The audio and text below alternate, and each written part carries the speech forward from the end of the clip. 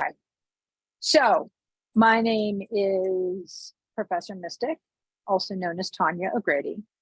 I have a Facebook page called Mystic Crystal Services, and it's been a little bit slow in terms of me posting things on that due to I had some national things that I needed to take care of for my work, national exam. So taking care of that, and now I'm back. Many people who have taken this course before know I was doing it every Sunday, and I'm going to be doing it every other Sunday.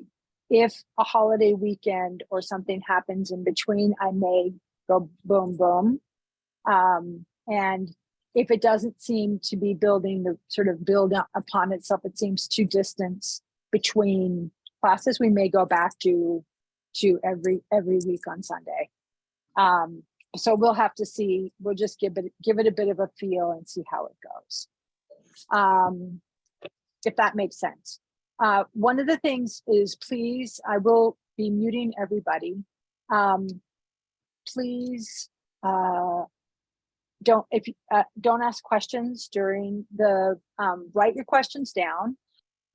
If you send me a chat, it's a hit or miss whether I will get to it or be able to process it while I'm trying to keep with my flow. So write it down, and then at the end we can go back and I can open up whatever that question is.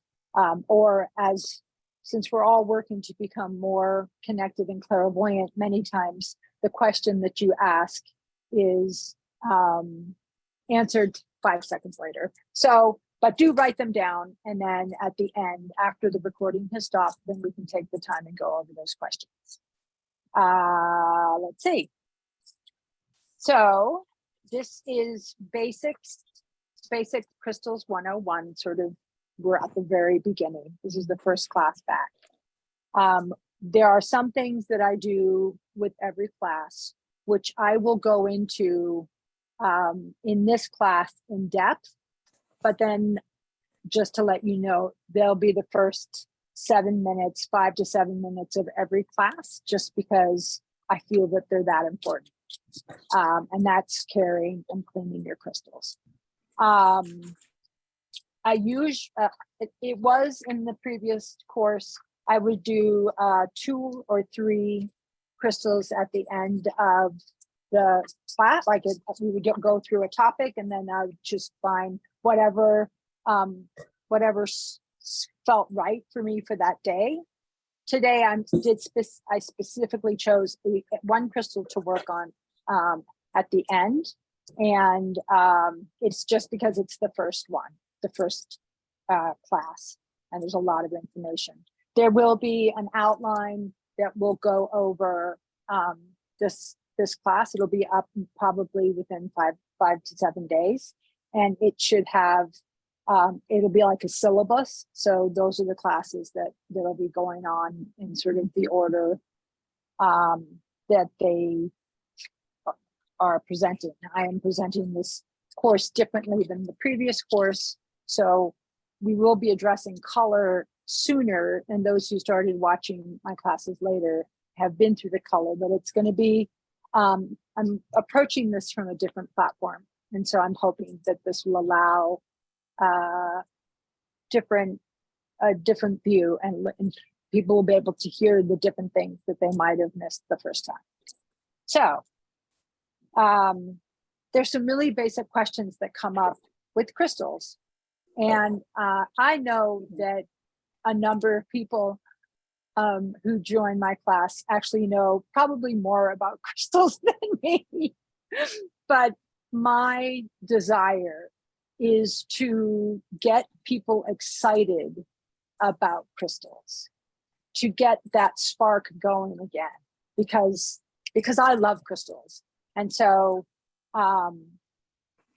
that's, for me, that's why I teach this class, is to keep that spark alive and to be able to share that spark, so that when the class is over, somebody's like, oh my God, I've got to go get my crystals out, or however, I need to go and look at my crystals, or I need to go and buy more crystals. That's my go-to thing. Depressed, buy more crystals. Happy, buy more crystals. Yeah,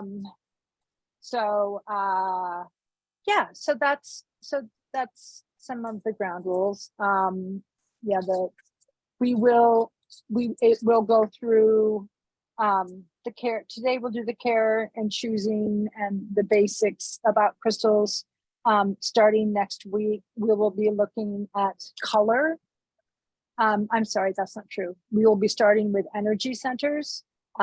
They can also be called chakras, but I call them energy centers because for me, it shifts it from the yoga Hindu pantheon sort of into a more, for me, it's a bit more open as an energy center because it's connected to many things. The chakras are as well, and they have that pattern, but it is, energy centers is the term that I use. I will always address it in the beginning and just let people know that I use the term energy centers. They can be interchangeable in many ways with chakras. So just so you know, that's what I'm talking about with energy centers.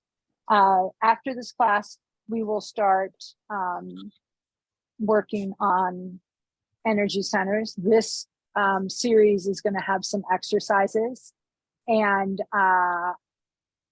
they will be, I will tell you what they are, and then I will write it up so that you can read it and then go from there.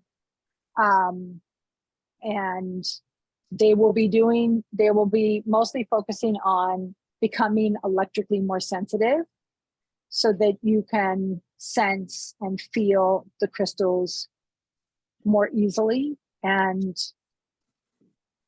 yeah, there's more of a sense of a feel. It is a platform where healing comes from, although we won't be addressing that until down the road.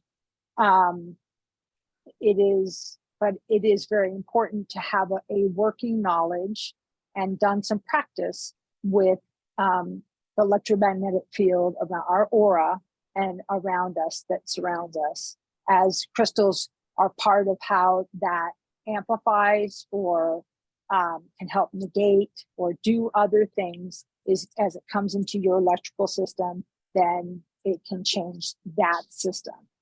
If hopefully that makes sense. And so that'll be next week. We'll be starting with the electrical system tied to color, not necessarily the energy centers per se, but we're going to go into the history of color, and then also work most of the time. I try to find crystals that catch me that day. I work with the crystals that I pull. I don't have an agenda. I don't have this week we will work on these 3 crystals. How I've come at it is I wake up Sunday morning and I go, ooh, ocean jasper, ooh, amber, and orange calcite. So that's what I do. And if we're working on the color, I try to keep it with the color, but that will be, yeah, that's how that will go. So one of the first questions when people find out that I know about crystals is, well, how do I choose the right crystal? What's the right crystal? And there is no right and wrong with crystals. My famous saying that I always will say is that crystals are like perfume. You can smell it in the bottle and it has one smell. I can put it on you and it has another smell. It smells different. And I can put it on me and it'll be a completely different smell on me. And crystals are very much the same. If you've done any research into crystals, you will find everybody contradicts everybody. One of the things that I try to do is when I'm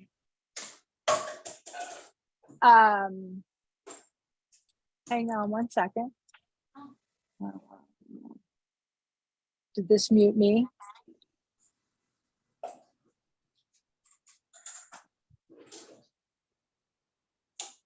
Okay.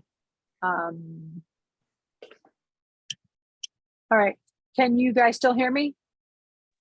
Yeah, we can hear you, Tanya. Okay, thank you. And of course, now I've lost track of what I was talking about. Now, where do I get crystals? How do I know what to choose? What do I, I really like crystals, but I don't know anything about them. So the first thing about crystals is 99.9% of the time, you will find the crystal that works for you at the moment that you need it. If you look, if you're looking online and then all of a sudden something pops up with Etsy and it's fluorite, and you actually don't know anything about fluorite, but that's what's caught you, then that's probably the frequency that can be most useful for you. That might carry the frequencies that will enhance and strengthen you. And so there is no choosing the wrong crystal. You will find that there are some crystals that can feel difficult to work with. They will feel kind of like a bit off-putting. And there's two things with that. The first is it may not be something that you need. And it may also be something that you need to address and it'll be ready for you down the road. And for me, it's a personal example of labradorite. So when I first started working into crystals, I totally forgot my bio, by the way, guys, I'll go back to that. When I first started working the crystals, I was not attracted to labradorite. And I had some, and you get boxes and there's some labradorite in there. I just put it away. And then one day I decided to try and figure out what the deal was with me and Labby. And I figured out that it was something that I needed to work through to get what I need to work on, if that makes sense. I hope that makes sense. Because it is that, it's like sometimes things that we need to work on, we don't really want to work on it, so they're not attracted to it. And so after a while, I finally said, okay, labradorite, let's sit down, did a bunch of research on it, looked into lots of different definitions and compounds and all the bits of it. And then I have begun to have a relationship with labradorite at this time, but it's taken years because for a long time I just didn't have it. And you'll find it may be something that's just the frequencies don't work, or maybe something down the road. And so that's just so that sometimes there's crystals that you're just not attracted to, and that's okay. And then one day you might be in a crystal shop and go, oh my God, what is this? And they'll go, labradorite. And you'll be like, but I don't like labradorite, but I want this one. And that may be the shift. So it's just a matter of, working through it and not worrying about it. You have to listen to your gut when it comes to buying crystals. You have to trust yourself. I've been reading a lot of things lately where there's this huge amount of fake crystals on the market. And I think there are some absolutely that are fake.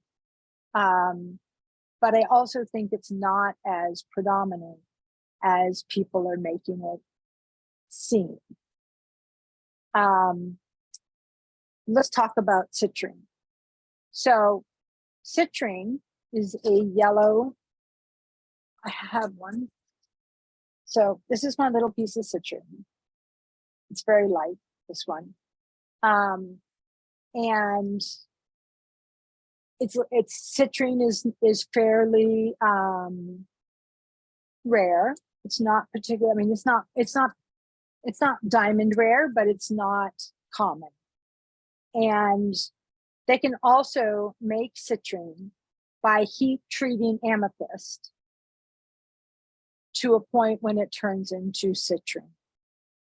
I have read places that people say that that's not real citrine, and so it won't work. I am not a believer of that.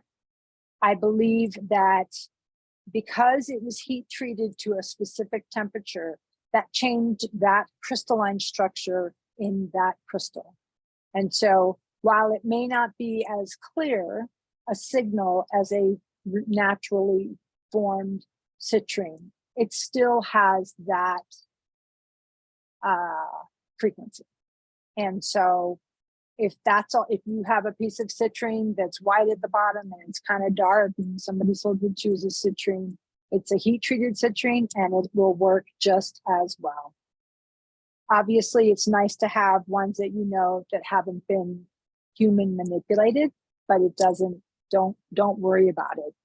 You know, those citrines that you have, they will send that frequency. There are, you know, as certain stones become more popular, malachite has now become more not as easy to find. And the key with malachite is if there is black, then it's most likely it's most likely made resin or something. Also, and particularly with malachite's a heavy stone. So if you get one of those, well, not this one, but one of those little necklaces that's, I forget what they're called. The little, sort of like the little, no, that's a pendulum, but the little thing that's on it. Many times those are manufactured, but I'm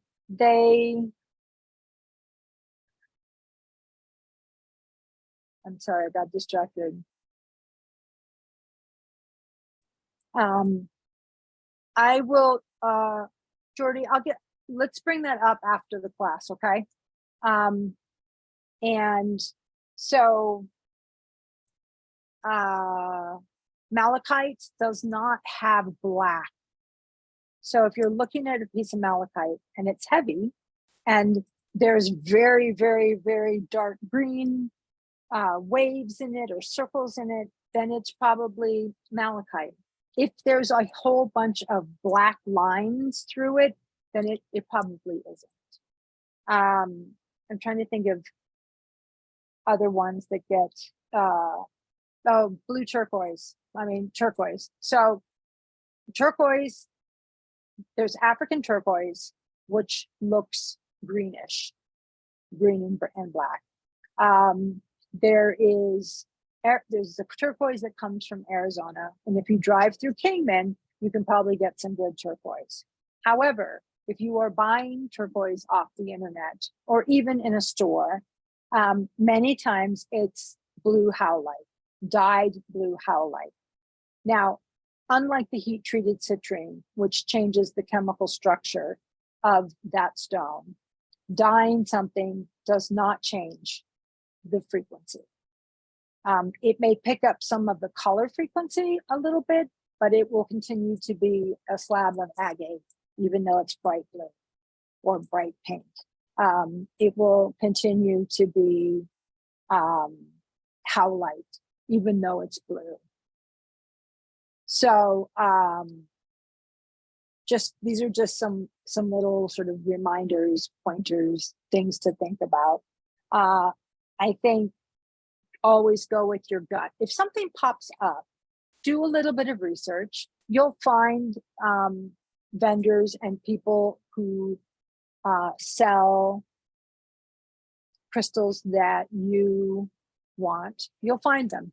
They will come to you. You'll find the right people, the right places, whether it's online or in a store or at a fair, or at the gem, the big gem shows that they have in most larger cities. Denver has one.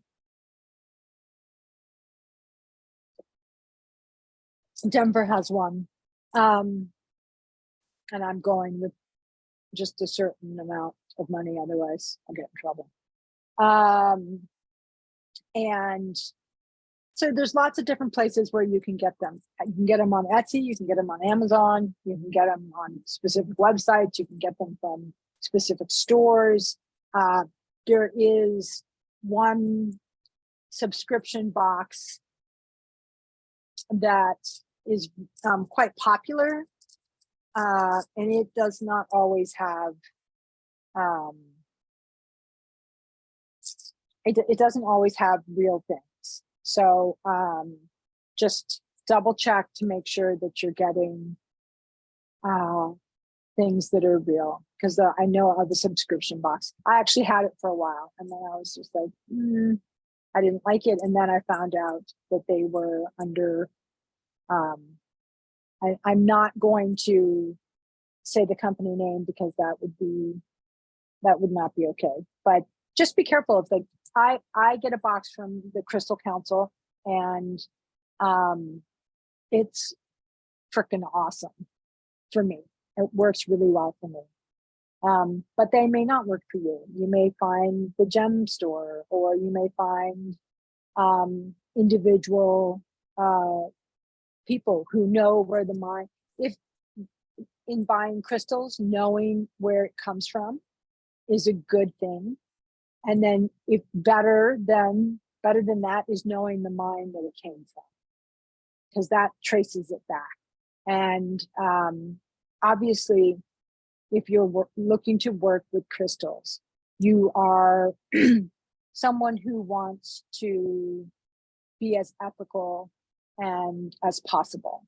And we can't necessarily trace everybody back to where it comes out of the ground, but we can find vendors who do know the sources, who've done that work, so you don't have to.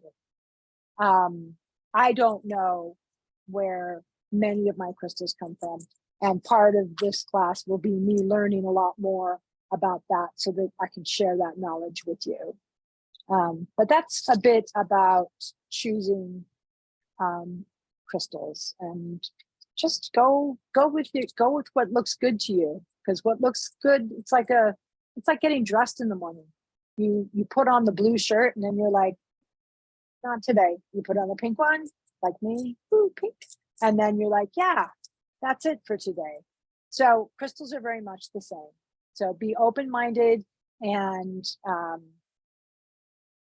so that's getting crystals. Now I'm going to do a slight swirl, and I'm going to do a little bit of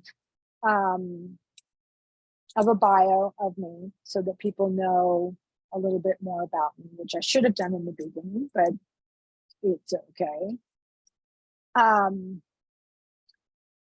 I am, for a day job, I am a therapist and a medical social worker working in home health and hospice.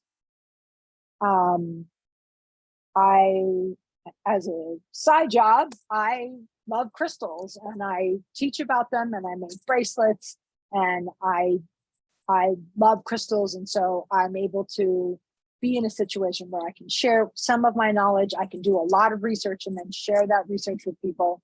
And that's my part of why I give back about crystals. I have been studying electromagnetics and healing electrically since I was 17. And using color, mostly. I did a lot of work with color. And then crystals came in the last 5-6 years, and I have layered it upon the existing foundation that I already had with working electrically with people, because crystals work energetically. I'll use the term electrically, but many times that's the same as energetically. It's just a language thing. And so I will try to say energetically because that's a term that people are more familiar with. But if I say electrical, that's what I'm talking about. So that's I grew up out of the United States. I've traveled and lived in many different countries. I lived in India, and Japan, and Mexico, and Ireland. I've always returned back to Colorado, and I am now in Colorado. So I was always called back home, but I have traveled extensively and then always returned home. So that's a very short bio about me. So that was my squirrel moment. Now we go back on track. So you just got your crystals. You're super excited. You're like, oh, I'm going to bring them home and I need to clean them because I don't know how many people have touched them and put their frequency in it, and I need to clean it. So there are a number of different ways to clean crystals that are very effective. There is one way. I do not use water to clean my crystals. I even have the example today why not. When I first started in getting into crystals, I had a piece of selenite on the windowsill, and I watered a plant, and I overwatered the plant, and this is what happened to it. It rusted. It used to be one piece that went like that. It does not, it's still selenite, but it falls apart in water. There are a number of other water reluctant stones. So because I don't feel like memorizing all the stones that can or cannot take water, I use a number of different ways to clean things. I have a list here that I got this morning. And of course, I'm not seeing it right now. It is to do with the crystals that really dislike water. And they are malachite. This is just a loose, this is not totally encompassing. Malachite, things with copper, malachite, and anything that's got a copper base into it, or copper inclusions, water can get in there and cause issues with that. Fluorite can be it can be got wet shortly, like for a short period of time, but it really is it doesn't want to be soaked in water, so don't put it in your fish tank. Howlite, I just saw, not howlite, howlit, HALITE. Where did I put this? I had this nice piece of paper ready for you guys, so I could just, because there was a couple that I didn't know about. I didn't know about celestolite, which is that beautiful blue stone that is really great for sleeping, and it's got the little crystals in it that are blue. So that also doesn't like it. It can cause it to crack and split. Azurite, which is that beautiful, amazing indigo blue that you'll find in small amounts by itself, and in other stones, quatrum quattro, a number of other stones have it within it as part of the structure, the make of it. And it will change the color from blue and make it turn it to green. Malachite is another one. And then fluorite is one that just doesn't like, you can get it wet. If you get it wet, it's okay. And all of them, if you get them wet, it's okay. Just dry them off as soon as possible. You know, clear quartz, rose quartz, and amethyst are stones that don't mind the water. And I have rose quartz and amethyst all along my bath, so that when I need one of those stones, I stick them in the bath and take a bath with my crystals.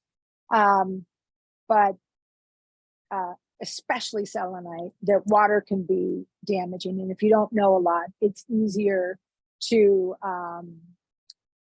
it's easier just to clean them in other ways. So we're going to talk about the different ways to clean crystals. The first way, oh, I didn't, if you hang on a second, let me just get something.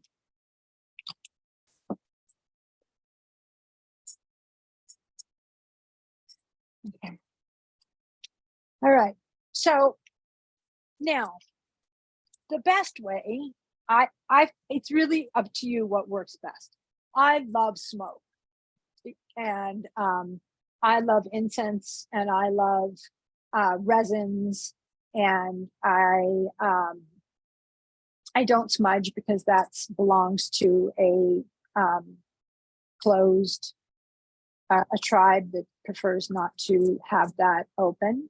So I clean my house electrically with incense. I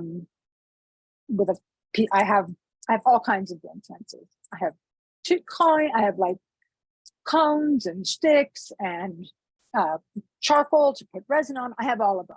And you can take your new crystal that you got, and you can run it through the smoke, leave it in the smoke. Part of this is your intention. Intention is, we will talk continuously about intention. So the intention of this is to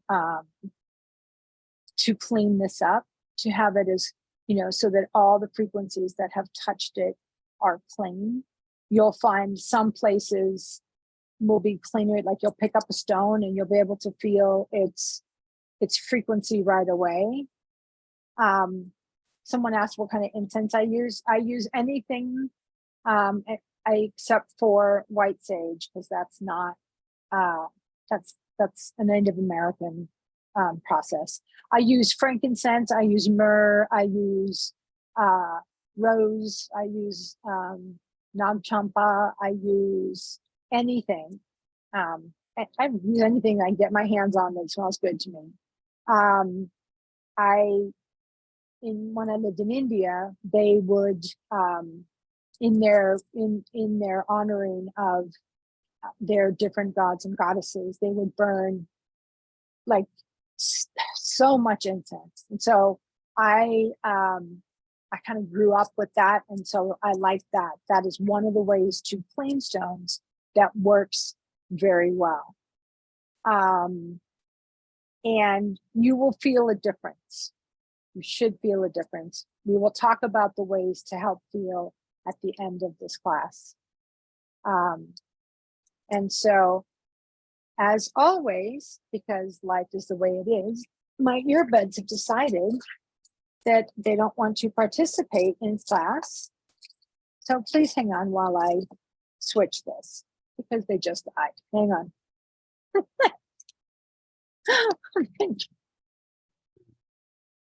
Can you hear me? Can people hear me? Yeah, you're good. Okay, I'm just going to keep going without the earbuds. Does it sound bad? Is it too noisy in here? Was it better with the earbuds? I hear you fine either way.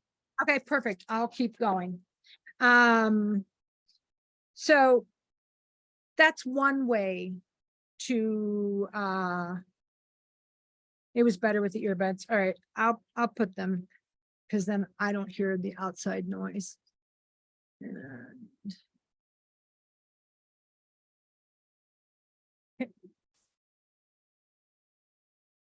Let me see if I can get them hooked up, because we all know how tech savvy I am.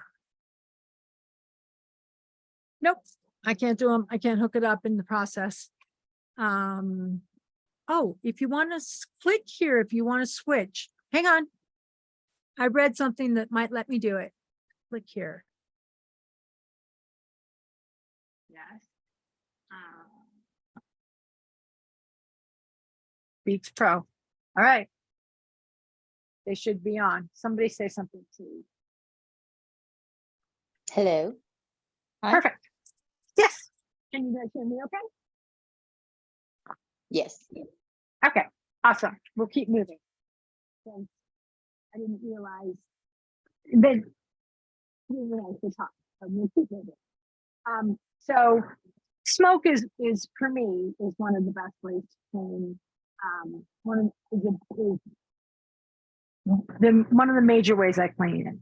I will tell you a secret at the end of what I do most, starting with smoke. Then sound is another incredible way to, sound is going in and out now. All right, I'm just gonna have to take them out, and I'm sorry, guys.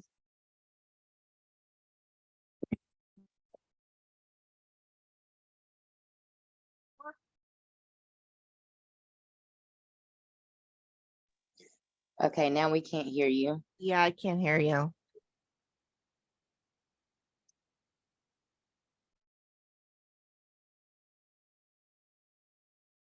Can't hear yet.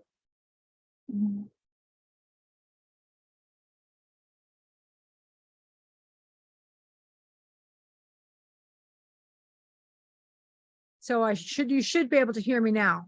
Yep, can hear you now. Yes, thank you. It's okay. If you've known me for any length of time, you know that electrical items and things do this to me all the time. If you're sensitive, and the more you grow in your personal journey, you will find that you will also drain batteries faster and these kinds of things that just happen around you, if you haven't already. So the next one for cleaning crystals effectively is sound. Now, this is a Tibetan singing bowl, and you can, in my case, I can place the crystal in it, and my crystal's already cleaned because I cleaned it before doing work today. But if you then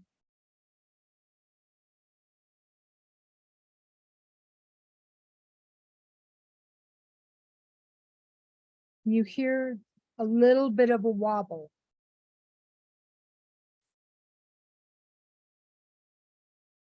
Again, there's an intention for that stone to be cleaned.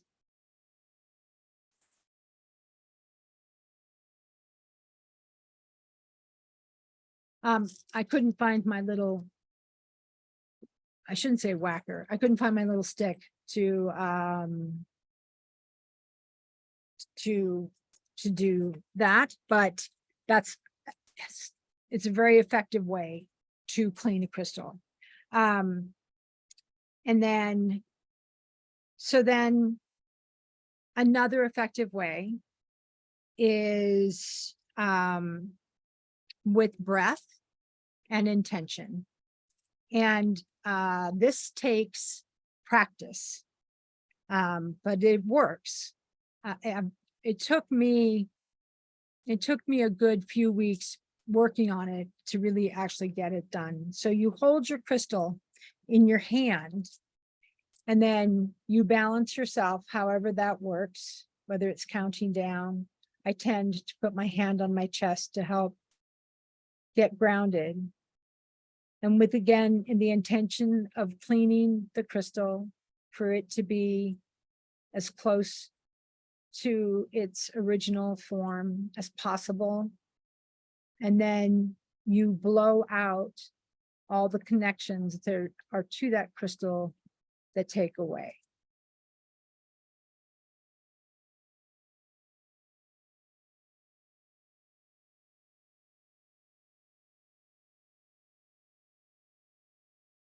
It usually takes three or four breaths for me for it to start to feel cleaner. I know there's a lady who is not on today, but will be coming on next week. I know that she does that, and she finds it very, very useful, because the intention is the key. Is your intention is to clean that crystal and have it without the residue of the people that have touched it and picked up on it consciously or unconsciously. So that's that. Now, my favorite way to clean things is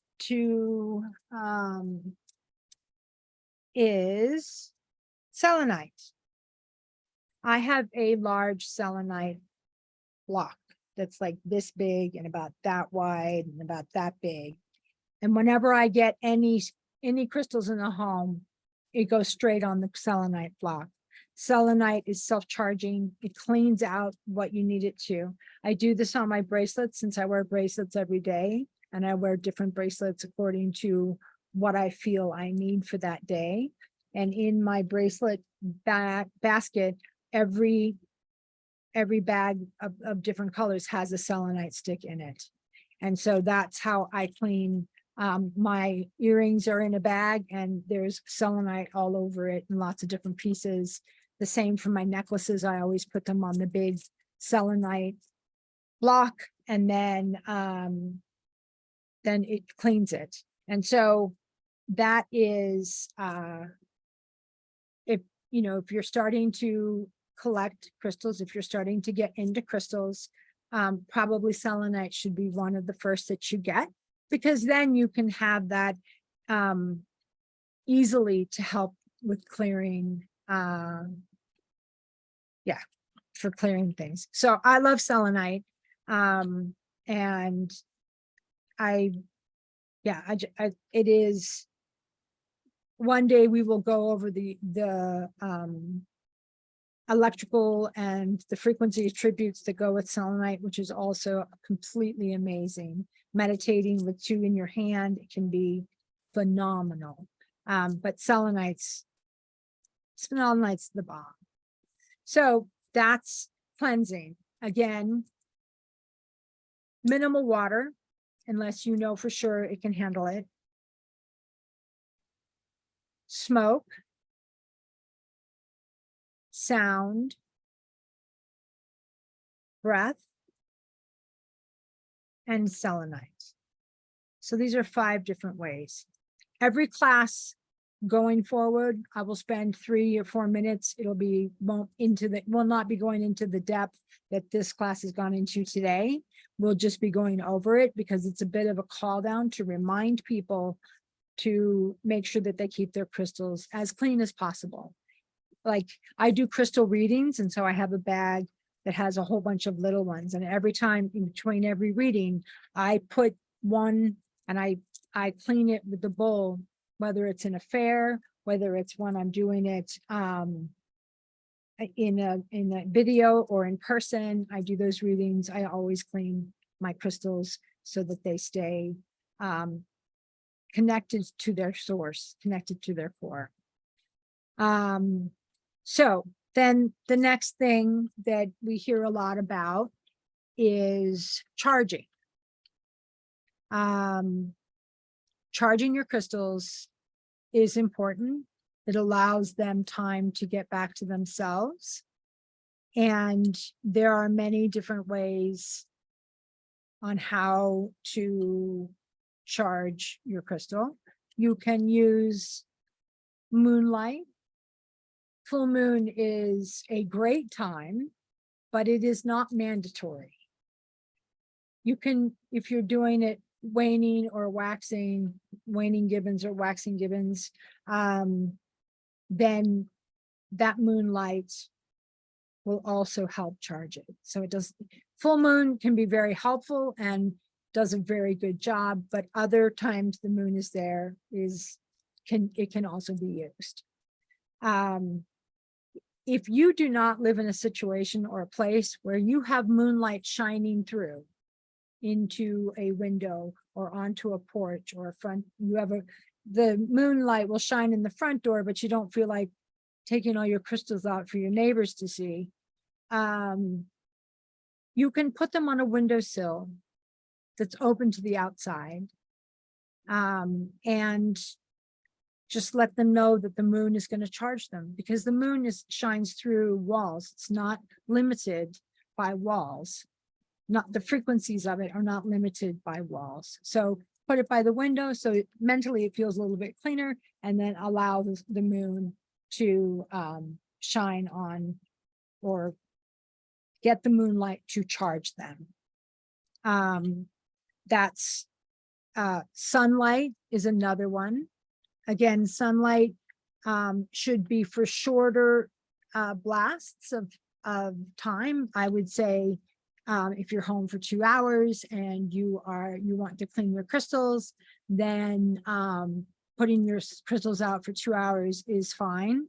The sun is very strong and very powerful, and it can change, it can lighten the color of the stone itself. This goes for rose quartz and amethyst as well. But any stone, and fluorite is more sensitive than most stones to do with sunlight. But any stone, if it's exposed for too much sunlight, it'll change its color a bit. And then obviously there is self-charging it, again, with intention. And you can hold it, you can put it in front of you, you can do whatever works for you, and you can charge the crystal with the intention that you need, that you are hoping that this crystal will help with, that you are, that you're charging it with the intention. So it kind of does that two-way, it's charging and it's also putting the intention in it. So that's another way to charge your crystals. And now the other question people have is about storage. And I have heard all kinds of things. They shouldn't be next to each other. They should be next to each other. Some don't like each other. Some do. I don't have the space to worry about their roommates. And so like, if you know, I got two, if I have a drawer, I have clear plastic see-through things. I put a label maker with the names on them on it, and then I put it through. If it feels off, if one of them feels like it shouldn't be there, then I'm going to move it. But most of the time I put a little plastic thing in between the two different stones, and it works. It's fine. That works for me. I have tried individual Tupperware. I can't do glass because I can't afford it, and because I can't afford it. I tried silk bags and clear bags with my stone separated, and that didn't work for me either. So it is one of those things where what works best for you is going to be the best way, and the best, what works for you. If you have lots of space and you have a crystal, you know, I've got my big crystals on a shelf where they're by themselves more, but I have lots of little tumbles. I have lots of little caps and different things. And so I don't have the room to do that. So you have to, it's got to be a balance between your life and the feeling from the stone. Again, feeling the connection to the stone.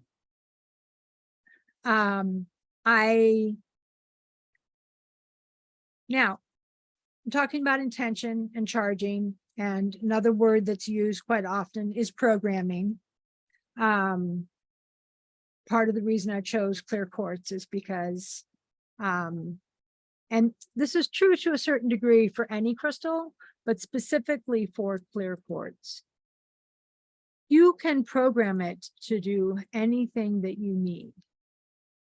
If you need energy, and you put that, you put that in there, that you need energy, and please assist in maintaining my energy today.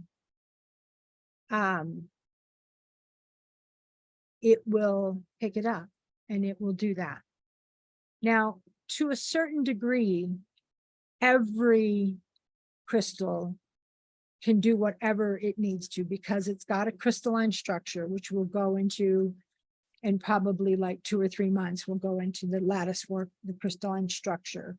But because of that, it can hold energy and it holds that frequency. And so if I need this, even though at a surface level, we don't think of clear quartz as a protection type stone. We think more of tourmaline or obsidian or hematite or shungite, whereas we might not think of clear quartz as a protector. If that is what you need it to do, and this is what you've got, then you can program it to be the protection and the shielding and keeping me safe while I do whatever it is that you need to do. It will hold that. It will hold that in its structure and be there as you need it to be. So that's that's part of the programming. You can do rituals, you can do incense, you can do notes, and you put the crystal on it. There's every kind of way to program your crystal that works best for you. I know people who journal a lot, it can be very useful for them to write it out and then to put the crystal on it.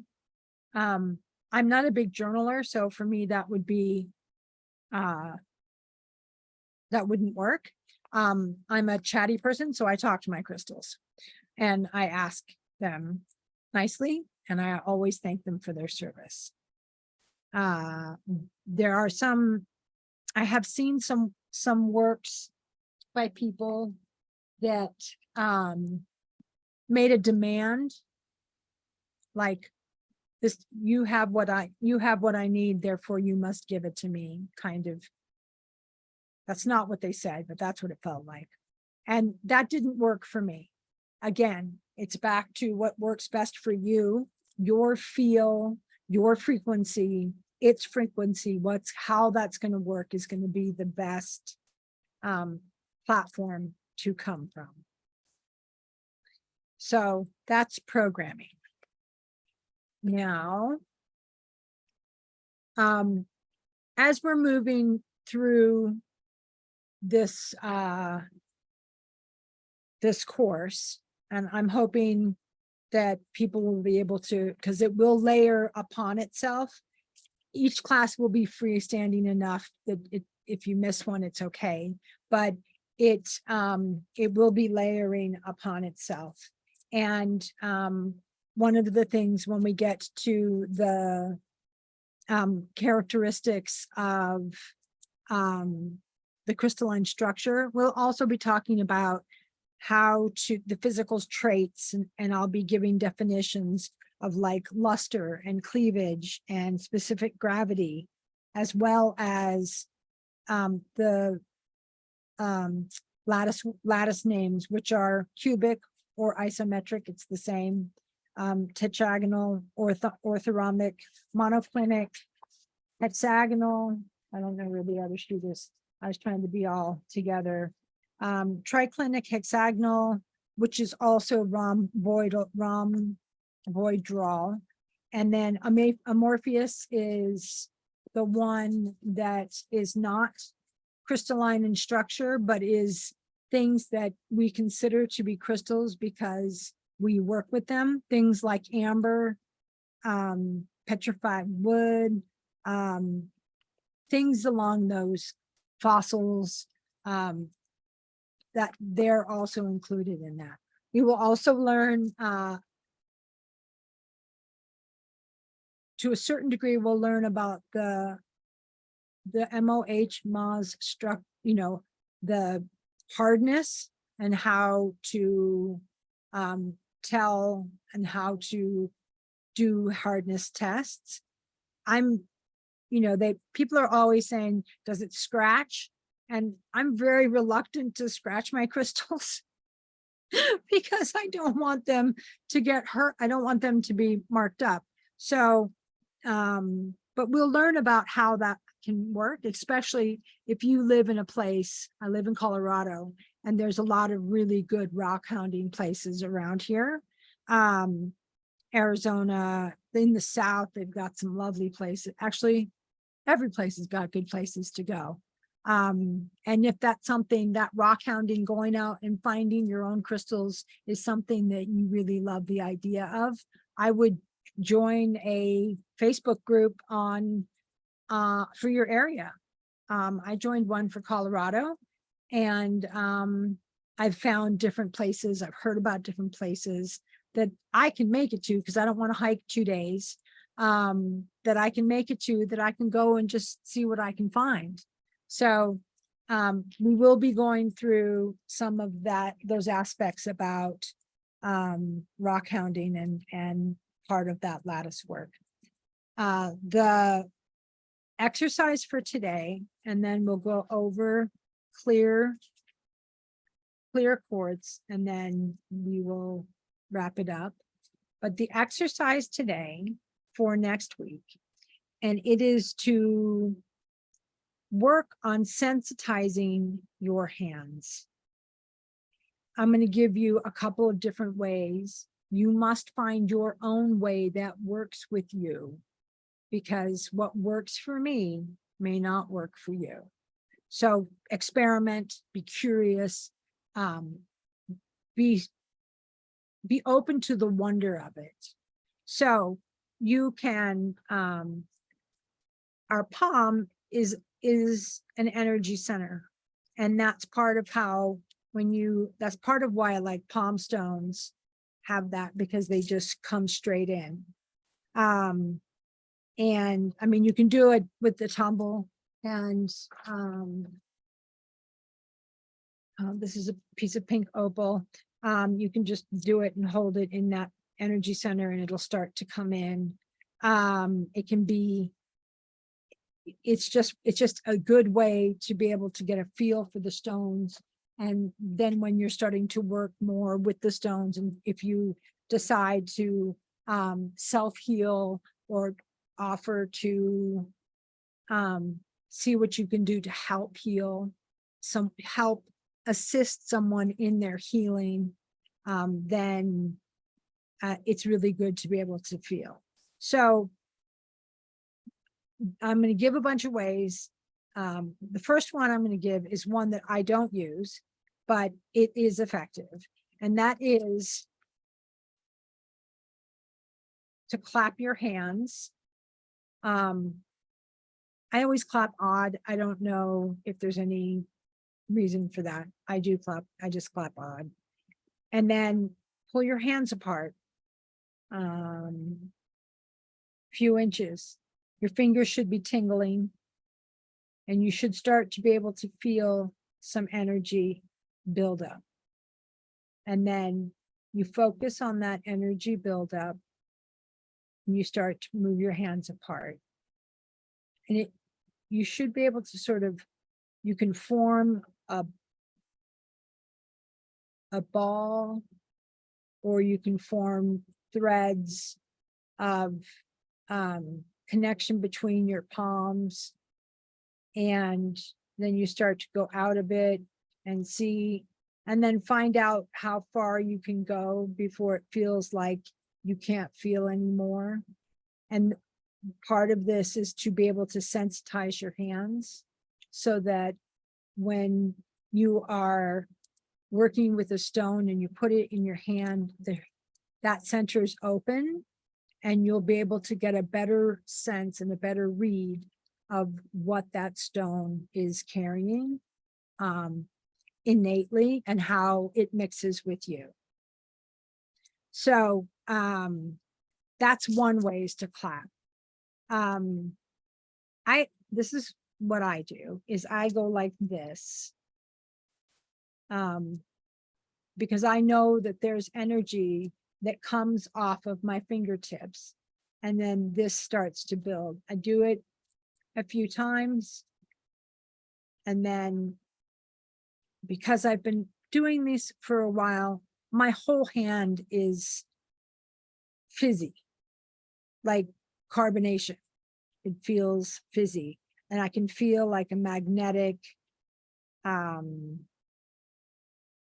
you've pushed magnets together, that's kind of what it feels like for me. How it feels like for you is going to be unique to you. So please experiment. You can start big and then see if you can move it down to a smaller amount, and then go back out and see. But having that open, having that energy center open when you're working with crystals is important, because that's a portal to your electromagnetic, what it's in your body. And so you get a good feel for the stone that you're touching. If you are in a store, if you've practiced a number of times, you can just ask your hands to open, ask that hand to open and pick up a stone. Just remember that that stone may have been picked up by lots of people. So you may feel a bit of noise. I don't know what else to call it, but just a bit of staticky noise. And then underneath that, you should feel the frequency of the stone. And then when you get home, clean yourself, clean your stone, and then get ready to go and do what you need it to do and work for you. So that's the exercise, is to be able to start to build that electromagnetic field that for me, it feels like when you're rubbing two magnets together and they just quite won't stick, that means mine are open.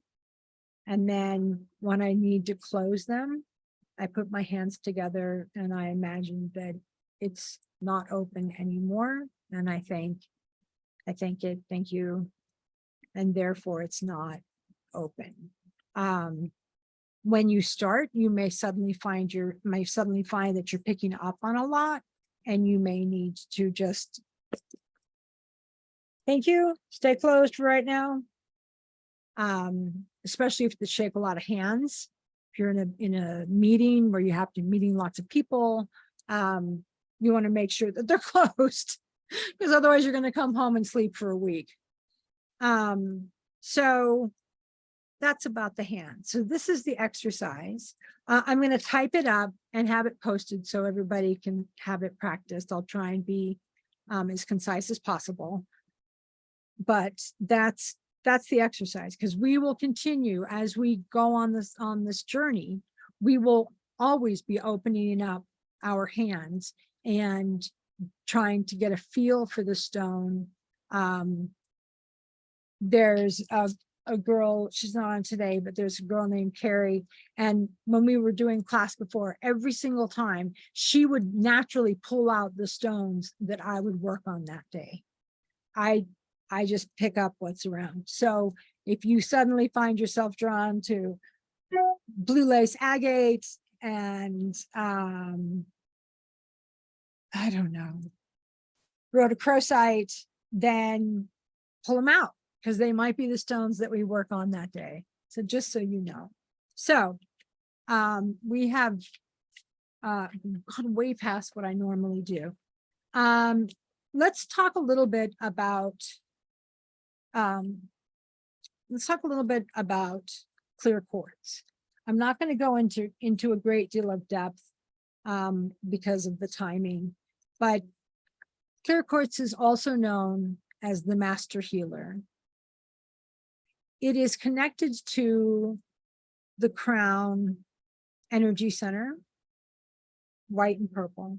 So it's very much to do with, it can be very much to do with the thought process, because it has many times has rainbow inclusions in it.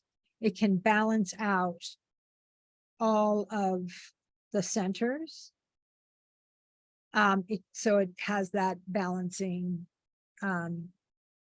innate balancing quality to it. It can mental clarity. It is a charging stone. So if you are feeling low on energy, it's a great stone to pick up and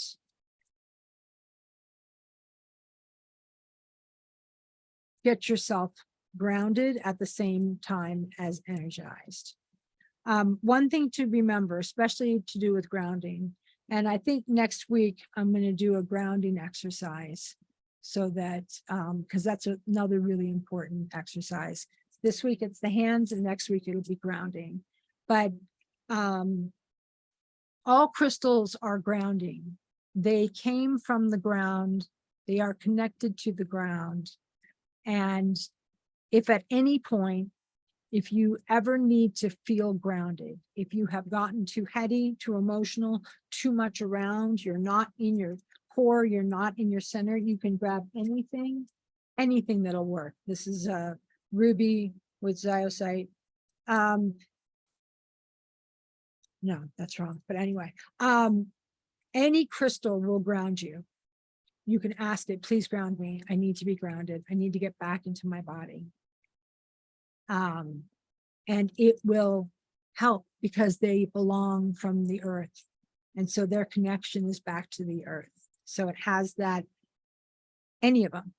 And again, it's any of them can do anything that you need them to do if you ask. I had mentioned earlier that I had read and listened to some people talking, and they were kind of demanding whatever works the best way for you. This is not a journey or this is not an adventure that is fixed. I do how I handle my the information that I talk about for each of the crystals that we talk about.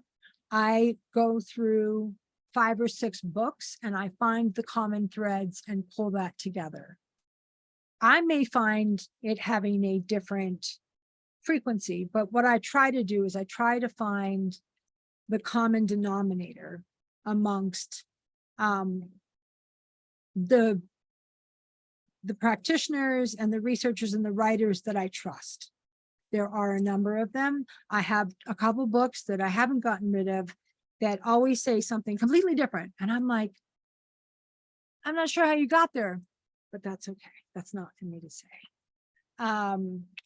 So yeah, so I have, like any good crystal dragon like myself, I have, lots of different I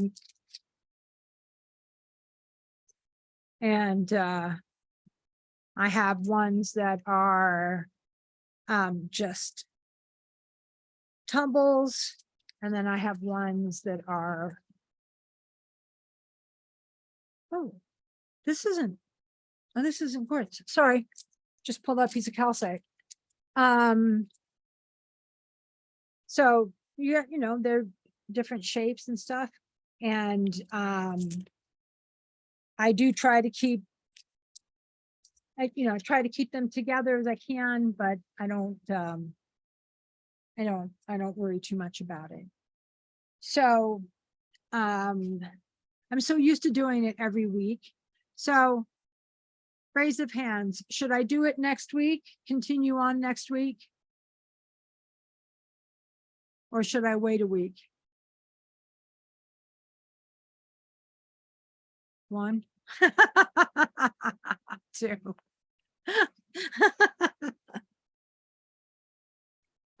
Okay, then I will, hang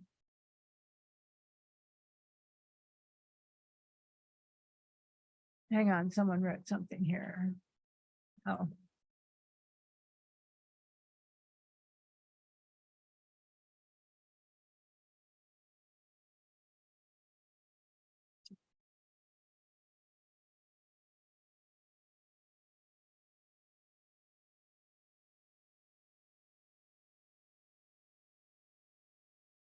Okay, so can everybody read the chat or is it just, everybody can read the chat, right? Okay, so Correct. I'm going to wrap up and then we can chat. And then I guess what we'll do is we will have another class next week. And then we will go from there. I hope that's okay with everybody. Let me stop the recording so that it can be. So